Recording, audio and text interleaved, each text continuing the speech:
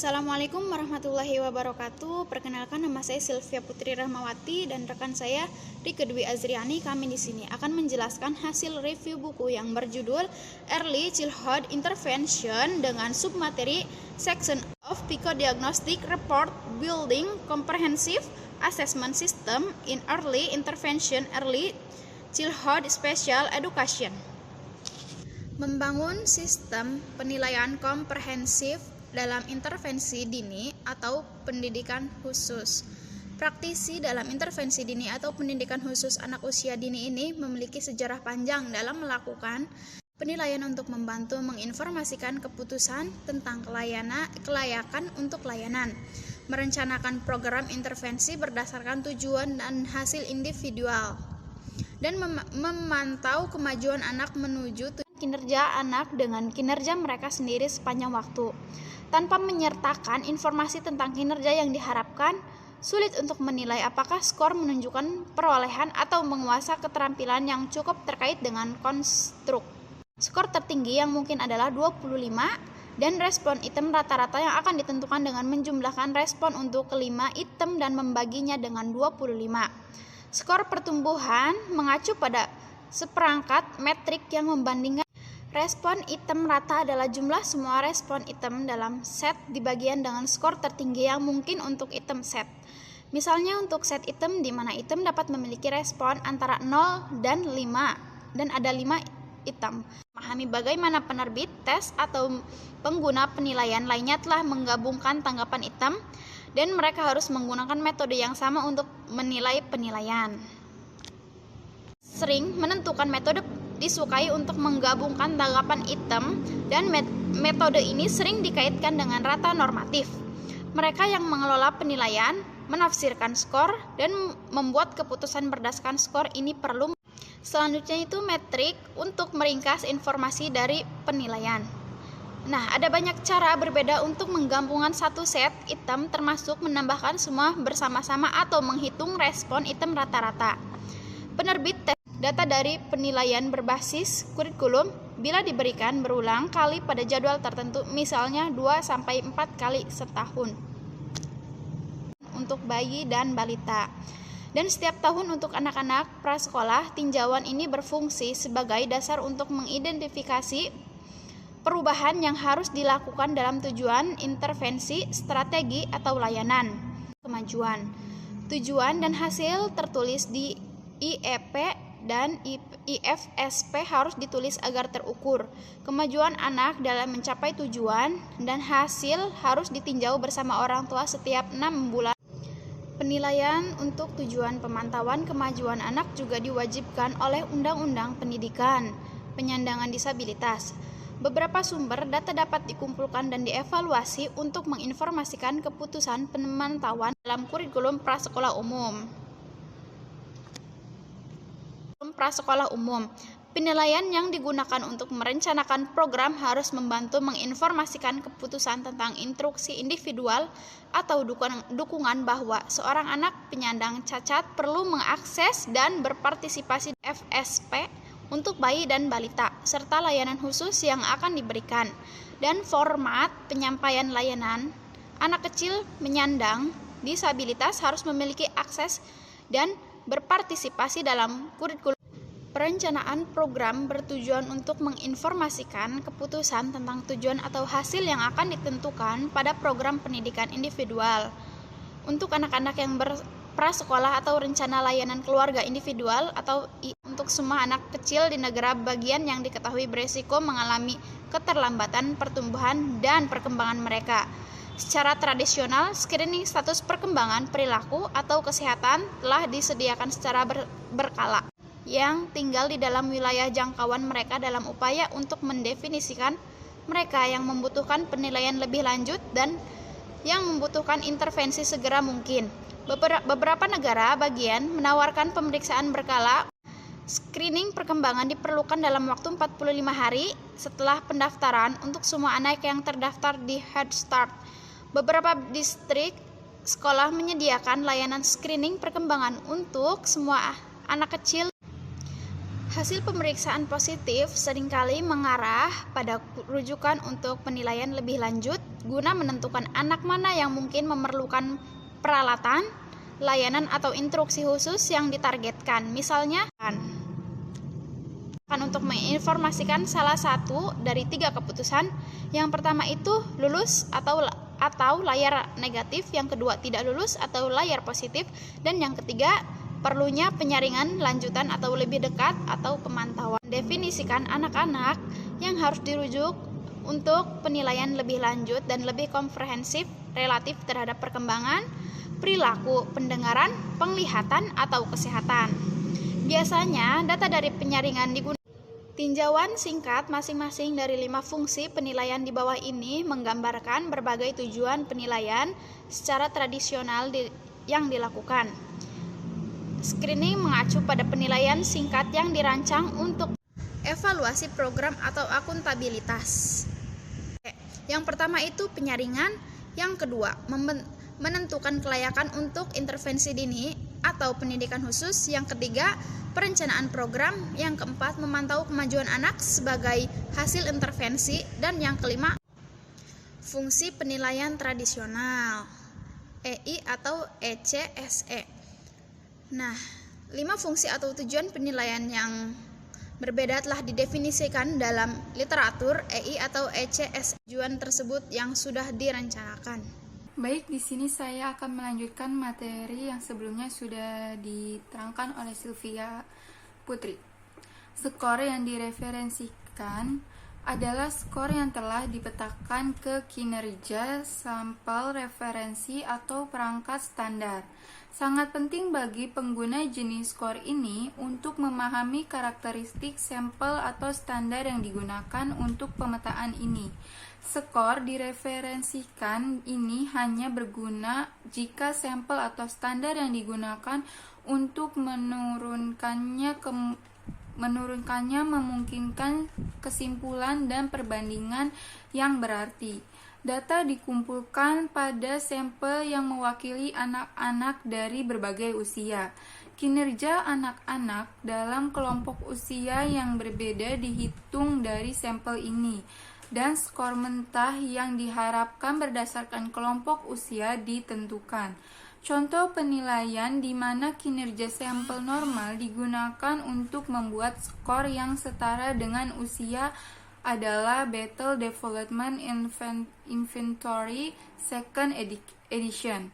Untuk BDI 2, data dikumpulkan pada 2.500 anak yang mewakili seluruh rentang usia instrumen dan mewakili demografi nasional berdasarkan wilayah sensus. Untuk menghitung usia di mana skor mentah adalah tipikal, skor mentah median yang diamati untuk setiap subdominan dan setiap kelompok usia diplot melintasi usia yang diharuskan bila perlu. Informasi ini biasanya disajikan sebagai tabel yang mencantumkan skor mentah berdasarkan usia atau rentang usia saat skor mentah tersebut biasanya dicapai.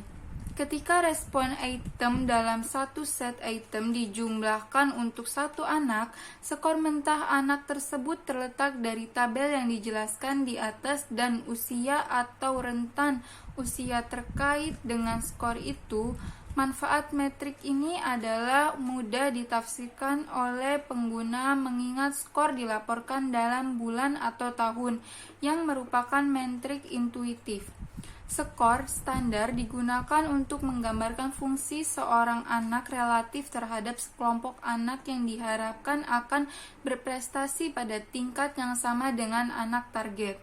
Skor standar menggunakan mean dan standar deviasi dari sampel yang representatif untuk menggambarkan kinerja yang diharapkan dan penyebaran kinerja dalam sekelompok anak yang direferensikan. Kriteria adalah skor yang direferensikan ke dalam serangkaian kriteria. Skor ini paling sering terlihat dalam penilaian berbasis standar, di mana Ditentukan apakah seorang anak memenuhi serangkaian standar atau tolak ukur yang sesuai untuk usianya. Selanjutnya, orang tua dan pengasuh utama sebagai bagian dari tim penilaian mengumpulkan informasi dari keluarga dan pengasuh utama tentang perkembangan dan perilaku anak sangat penting untuk membuat ekologis secara valid keputusan penilaian sebagaimana dicatat oleh Swain, Lu, Neuwirth, dan Bagnoto, mengingat perspektif dan konteks yang berbeda di mana perkembangan dan perilaku diamati. Data penilaian dan sumbangan oleh keluarga atau pengasuh utama harus dianggap independen daripada dapat dipertukarkan dengan data yang disediakan oleh orang lain yang kurang akrab dengan anak. Data konvergen antara keluarga dan pengasuh utama dan orang lain yang kurang akrab dengan anak mungkin menyalahkan konsistensi dalam perkembangan anak dan perilaku di seluruh orang dan pengaturan. Meminta orang tua untuk membagikan pengamatan mereka juga sangat berguna untuk keterampilan-keterampilan yang mungkin tidak ditunjukkan oleh anak secara rutin dalam pendidikan awal atau pengaturan pengasuhan. Seperti yang dicatat oleh Swain, Logan, Neuwirth, dan Bagnato, pengamatan profesional adalah potret perilaku anak-anak yang dapat diandalkan dalam pengaturan tertentu, sedangkan perspektif orang tua didasarkan pada film fitur berdurasi penuh yang menyediakan informasi yang kaya untuk meningkatkan pengamatan profesional. Selanjutnya ada implikasi untuk pembangunan sistem penilaian komprehensif dan inklusif. Bagian sebelumnya dari bab ini telah berfokus pada landscape penilaian yang berubah dari EI atau ECSA, populasi yang dinilai dari metode yang digunakan untuk melakukan dan memahami penilaian berubah dan akan terus berubah. Untuk pertama kalinya, sebagai hasil dari inisiatif akuntabilitas federal, negara bagian dihadapkan pada tantangan membangun sistem penilaian komprehensif dalam intervensi dini 128 dan kesempatan untuk membangun sistem penilaian di seluruh negara bagian dalam EI atau ECSA untuk memenuhi persyaratan akuntabilitas. Membangun sistem seperti itu memberikan negara kesempatan untuk mempertimbangkan penilaian secara umum dan juga untuk mencoba mengembangkan sistem yang tepat dan berguna untuk tujuan selain akuntabilitas. Dengan pemotongan anggaran yang menyebabkan berkurangnya dana yang tersedia untuk program, setiap sistem penilaian harus efisien dan harus memberikan informasi yang dapat digunakan untuk menginformasikan pengambilan keputusan di berbagai tingkat, melalui dari perencanaan program hingga penyajian data kemajuan kepada legislatif. Bagian terakhir ini akan menjelaskan komponen kunci yang perlu dipertimbangkan dalam pengembangan sistem penilaian yang efisien dan berguna. Langkah pertama untuk mengembangkan sistem penilaian berkualitas tinggi adalah menentukan tujuan sistem yang mengkomunikasikan tujuan itu kepada orang lain. Tujuannya harus mencakup pernyataan tentang mengapa data dikumpulkan dan bagaimana data akan digunakan. Tujuan juga harus menentukan siapa yang akan menggunakan data dan untuk apa dan untuk tujuan apa. Pentingnya mengumpulkan informasi tentang semua komponen sistem pemberian layanan harus dipertimbangkan. Keputusan akan dibuat tentang komponen mana yang kritis dan komponen lain mungkin bertahap seiring waktu.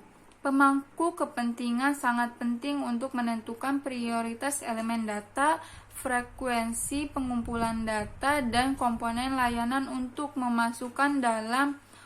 dimasukkan dalam sistem penilaian.